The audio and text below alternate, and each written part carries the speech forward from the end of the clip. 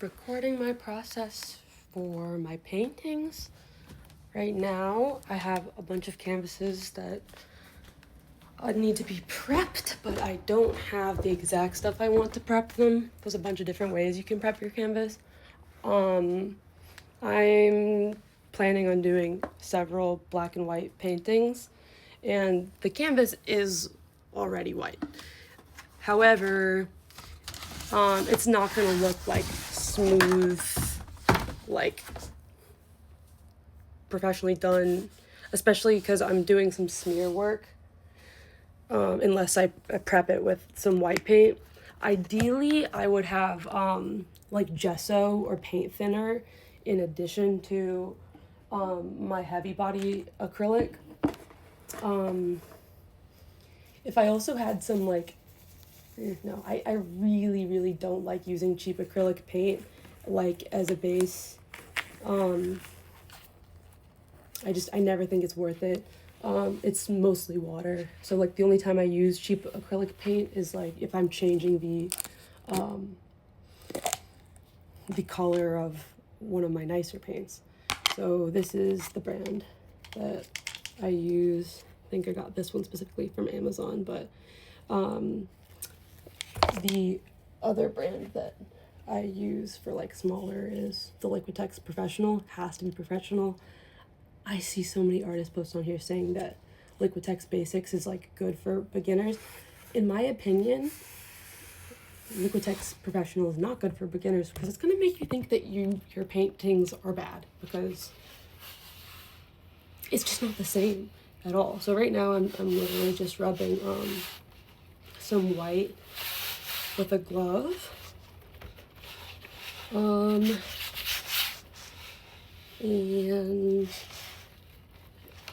if I don't like the way it looks, I'll probably add some water to it.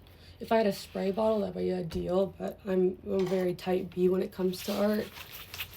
A lot of the times I don't like to record my process because I think it changes the outcome, but I'm getting more used to it because I've made enough art I always like by default make art alone, and I've kind of liked the art that I've made like on like TikTok Live and stuff, because I don't know, like like if you're an artist that that like sometimes you're like I hate it for no reason, or you're like let me just add a little bit more, and then you end up like not liking it as much as if you just stopped. But on TikTok Live, you have like a bunch of comments being like, you should just stop. It looked better before. And then you're like, okay. Personally, because of the style I'm going for, if you have like streaks that show like I don't know, the strokes, not a big deal. It's just like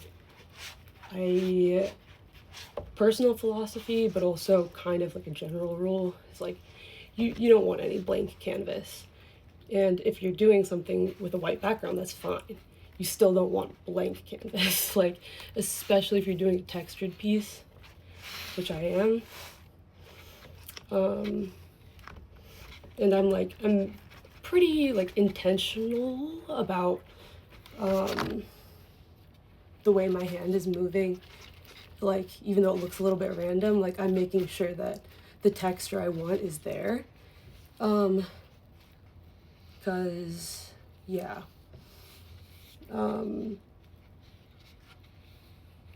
Once you start painting on your prepped canvas, like you can't really go back and be like, oh, let me actually improve the base. Like you can't really do that anymore because you just painted on top of it. I'm not really one for underpaintings. It's just not my style of art. I like to paint how I feel. I don't like drafts. So yeah, that's one canvas prepped. If I was doing something like watercolor, or if I was doing literally anything besides like a black and white contrast painting, I could just go in and start right now, and this paint is so thick and good quality that like, yeah, some of it will pick up, but it will just like add to the value of your painting. I'm tempted to do that, but I'm like trying to stick more to a plan, especially because right now I'm trying to be a little bit more disciplined and organized with my art, because I've been given like a good opportunity to like sell my art on a good platform, and I know what type of art like is the most like generally palatable, where like black and white contrast art like fits well in any space. It's like if you have a minimalist space, then it's like good accent. If you have a maximalist space, it's like gives some more balance and like lets the other colors of your like home pop and stuff. And I already have a lot of colored pieces. And I tend to get quite attached to my colored pieces because I tend to attach a lot of emotion to the colors that I use, and I don't want to sell them after. So that one's prepped. Yeah, like if you are the loved one of an ardent artist, buy them, and they use like really any, if they use any medium really like that's on a canvas, just get them like 15 of these or something, because white paint is bold, or get them a gift card. It's like so sweet when people like will try and buy me like art related gifts, but it's like every artist is definitely particular, and art supplies can be so expensive. Some of it is so overpriced, and it's a lot of trial and error. So it's like I've spent a lot of my money and like in time and like effort figuring out these like processes. So like even though like a lot of the like abstract like black and white contrast paintings ultimately don't take me too long, my friend brought up a good point of like it's years of everything that comes before of like being an artist that allows me to do it very quickly and swiftly. Like if I didn't spend like hours on end like studying portraits, I wouldn't be able to come up with portraits right off the bat, just like whoop whoop whoop whoop whoop.